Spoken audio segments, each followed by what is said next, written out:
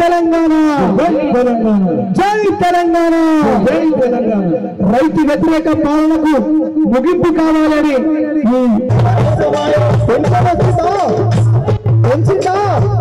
కాంగ్రెస్ ప్రభుత్వం రైతుకు ఎంత బాధ్యత ఉందో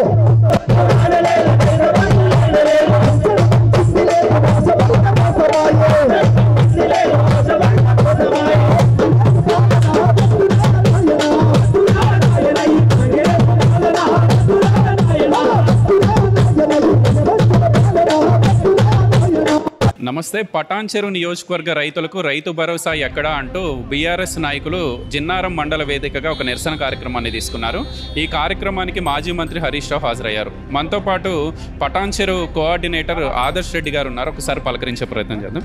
సార్, ముందుగా నమస్తే. వితిన్ 1 డేలో ఒక్క రోజులో హరీష్ రావు గారు ఇక్కడికి రావటము, వందలాది మంది రైతులతో నిరసన చేయటం అనేది ఆషామాషి విషయం కాదు. సక్సెస్ అయిందని నేను అనుకుంటా ఉన్నాను. అందరికీ నమస్కారం. నిజంగా మీరు అన్నది 100% కరెక్ట్. మొత్తం రాష్ట్రమంతా కూడా రైతు భరోసా వేస్తూ, అంటే జనరల్గా కేసీఆర్ గారు అయితే నాట్లు పడేటప్పుడు రైతు భరోసా వేస్తారు. కానీ ఇప్పుడు రేవంత్ రెడ్డి కాంగ్రెస్ గవర్నమెంట్ వచ్చినాక ఓట్ల పండుగ రాగానే మరి రైతు భరోసా వేసేది అదొక ఆనవాయితీలాగైంది. ఇప్పుడు దాంట్లో భాగంగా మళ్ళీ panchayat elections, MPTC, ZPTC elections వస్తున్నాయని చెప్పి మళ్ళీ రైతులందరికీ రైతు భరోసా వేయడం జరిగింది. కానీ మరి మా పటాన్చెరుకి సంబంధించిన 22,000 మంది రైతులు, అది జిన్నారం, అమీన్పూర్, రామచంద్రాపూర్, అదే రకంగా మరి పటాన్చెరు, మరి ఈ 4 మండలాలు మరి ఏం పాపం చేసినాయి? ఈ 4 మండలాలు తెలంగాణ లేవా? మరి ఎందుకు ఈ 4 మండలాలు ఉన్న 22,000 మంది రైతులకు మరి రైతు భరోసా ఇవ్వలేదు అని చెప్పి మేమందరం కూడా డిమాండ్ చేస్తూ హరీష్ రావు గారిని వెళ్ళి, అన్న మరి మన పటాన్చెరు రైతులకు అన్యాయం జరుగుతుంది, మీరు రావాలి, మనం పెద్ద ఎత్తున ధర్నా చేయాలని చెప్పి కోరడం జరిగింది. మరి రైతుకు అన్యాయం జరిగితే నేను ఇమీడియట్గా స్పందిస్తానని మీ అందరికీ తెలుసు. బీఆర్ఎస్ పార్టీకి సంబంధించి రైతు కానీ తెలంగాణ ప్రజలకు కానీ ఎక్కడ అన్యాయం జరిగినా కూడా బీఆర్ఎస్ పార్టీ అధికారంలో ఉన్నా లేకున్నా మేము అక్కడ ఉంటాం. కాబట్టి హరీష్ రావు గారు ఇవాళ రావడం జరిగింది.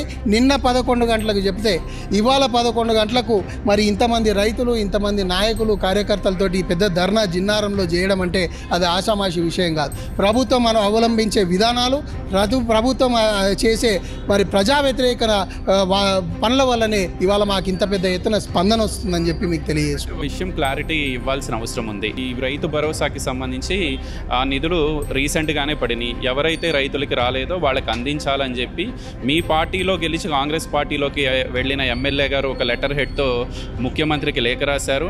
ఇక్కడ ఇన్ఛార్జ్గా ఉన్న కాటా శ్రీనివాస్ గౌడ్ మంత్రిని కలిసి స్వయంగా మా పటాన్చెరు రైతులకు అన్యాయం చేయొద్దని ఆయన ఒక లెటర్ ఇచ్చారు. ప్రాసెస్ అవుతుంది కదా, ఎందుకు హడావిడిగా ఈ ధర్నాలు రాస్తారు? ఒకరు అధికార పార్టీ నాయకులు, ఒకరేమో ఎమ్మెల్యే, వారేమో ట్విట్టర్లో, ఫేస్బుక్లో లేకపోతే ఇన్స్టాగ్రామ్లో లెటర్ పెట్టేసి ఒక లెటర్ రాసి మరి మంత్రి గారు ఇమీడియట్గా దీని మీద యాక్షన్ తీసుకోవాలి, రైతు భరోసా రావాలంటారు. ఒకరేమో నిజంగానే పోయి తుమ్మల నాగేశ్వరరావు గారిని పోయి అడగడం జరిగింది. కానీ మరి రైతులకు సంబంధించిన ఏదైతే రైతు భరోసా ఉందో దాన్ని న్యాయంగా మరి రోడ్ల మీద కూర్చుంటే మనది ప్రజాస్వామ్యమైన దేశం. ఏదైనా కూడా పోయి లెటర్లు ఇస్తానో లేకపోతే అర్జీ పెట్టుకుంటూనే కావు.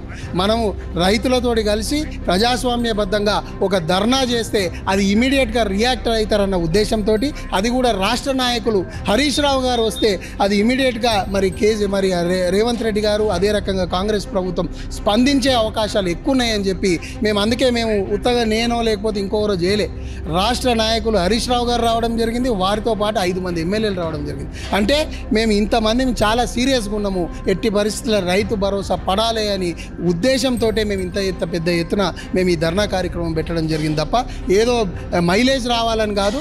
పని కావాలి, రైతు భరోసా మా రైతుకు పడాలన్న ఉద్దేశంతో ఇవాళ సీరియస్గా ఈ రైతు ధర్నా చేయడం జరిగింది. రైతు భరోసా ప్రభుత్వం విడుదల చేయకపోతే ఔటర్ రింగ్ రోడ్డును ముట్టడించేందుకు సిద్ధంగా ఉన్నామని హరీష్ రావు చెప్పారు. పటాన్చెరు నుంచి రెడీగా ఉన్నారా మీరంతా?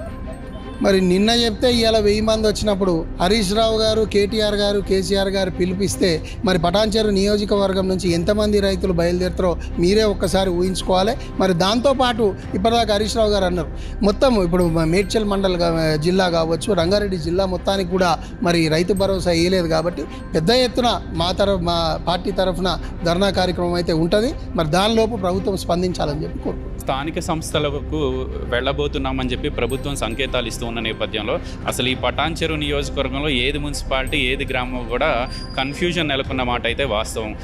ఒక క్లారిటీ లేని గందరగోళం మధ్య వీళ్ళు ఎన్నికలకు వెళ్తారా అని చెప్పి ప్రజలందరూ మాట్లాడుకుంటూ ఉన్నారు. మీ అభిప్రాయం ఏంటి ఈ పటాన్చెరు నియోజకవర్గం విషయం మీద? నిన్న మొన్నటి వరకు మేము కూడా అదే అనుకున్నాము, కంపల్సరీ ఇది ఎన్నికలకు పోతారు రాష్ట్ర ప్రభుత్వం అని. కానీ మళ్ళీ ఏమైందో వారిలో వారికే మరి కమ్యూనికేషన్ గ్యాప్ ఉందనుకుంటా. నిన్న మీరు అబ్జర్వ్ చేసినట్టయితే మరి మహేష్ కుమార్ గౌడ్ గారు ఇప్పట్లో స్థానిక సంస్థల ఎన్నికలు లేవు, కోర్టు పరిధిలో ఉంది కాబట్టి కోర్టు బీసీ రిజర్వేషన్స్ గురించి కొంచెం క్లారిటీ ఇచ్చినాకనే పోతామని చెప్పి చెప్పడం జరిగింది. మరి మాకు ఇంకా ఈ జిన్నారంలో ఉన్న 10 విలేజ్లు మున్సిపాలిటీలో కలుపుతామంటారు. అది మున్సిపాలిటీలో కలిపిర్రా లేదా అన్నది ఇంతవరకు క్లారిటీ లేదు. ఒక దిక్కు ఇంద్రేశము అక్కడ ఉన్న గ్రామాలను చుట్టుముట్టున్న కంజర్ల కానీ ఐనోలు కానీ ఇవన్నిటిని కలిపి ఒక మున్సిపాలిటీ చేస్తామన్నారు. మరి దాంట్లో క్లారిటీ లేదు. ఒక ఎలక్షను పెట్టరు.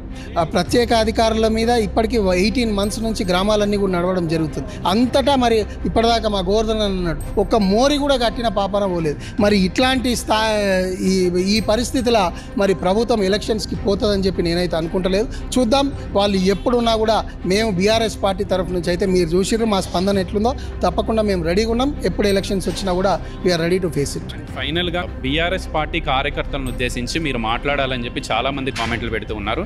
గతంలో కూడా మీరు స్పష్టత ఇచ్చారు. రేపు రాబోయే స్థానిక సంస్థలు ఎప్పుడు వచ్చినా కష్టపడి పనిచేసిన కార్యకర్తలకి యువతకి ప్రాధాన్యత ఉండాలి అనేది వాళ్ళ ఆలోచన.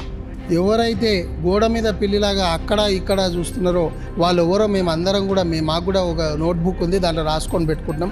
ఎవరైతే పార్టీ కోసమో ఎవరైతే నిజంగా ప్రజల కోసం కష్టపడుతున్నారో, ఎప్పుడు ఈ పార్టీని ప్రజల్లో ఉంచుతున్నారో వాళ్ళని తప్పకుండా మేము గుర్తిస్తున్నాం. వారందరికీ కూడా న్యాయం చేయడం జరుగుతుంది. ముందు జరిగిన చిన్న తప్పులన్నింటినీ కూడా రెక్టిఫై చేస్తూ ఇప్పుడు మీరు చూస్తున్నారు గత 3 నెలల నుంచి మరి బీఆర్ఎస్ పార్టీ పటాన్చెరు నియోజకవర్గంలో మరి 27 ఏప్రిల్ ఏ రకంగా అయిందో మా వరంగల్ సభ, మరి బీఆర్ఎస్ పార్టీ తరఫు నుంచి ఎంతమంది పోయిరో మీరు చూసిర్రు. ఇవాళ సభ పెడితే కూడా ఎంతమంది వచ్చిరో చూస్తున్నారు. బీఆర్ఎస్ పార్టీ బలోపేతం జరుగుతుందని చెప్పి మా అందరికైతే గట్టి నమ్మకం ఉంది. రేపు పొద్దున ఎలక్షన్ ఎప్పుడు వచ్చినా కూడా మేము మా సత్తా ఏందో చూపిస్తాం. సో ఇది ఓవరాల్గా జిన్నారం మండల కేంద్రంలో బీఆర్ఎస్ శ్రేణుల రైతు భరోసా నిధుల కోసం నిరసన కార్యక్రమం అయితే ముగిసిందనుకోవచ్చు. ఇక్కడ కోఆర్డినేటర్గా ఉన్న ఆదర్శ్ రెడ్డి చాలా స్పష్టంగా చెప్తూ ఉన్నారు. సుమారు 22,000 మంది రైతులకు ఈ నియోజకవర్గంలో రైతు భరోసా పడలేదు కాబట్టి అవి వచ్చే వరకు మా పోరాటం ఆగదు. అవసరమైతే హరీష్ రావు చెప్పినట్టు ఔటర్ రింగ్ రోడ్డును ఈ వేలాది మంది రైతులతో ముట్టడించడానికి కూడా మేము సిద్ధంగా ఉన్నామని చెప్పి పటాన్చెరు కోఆర్డినేటర్గా ఉన్న ఆదర్శ్ రెడ్డి స్పష్టం చేస్తూ ఉన్నారు.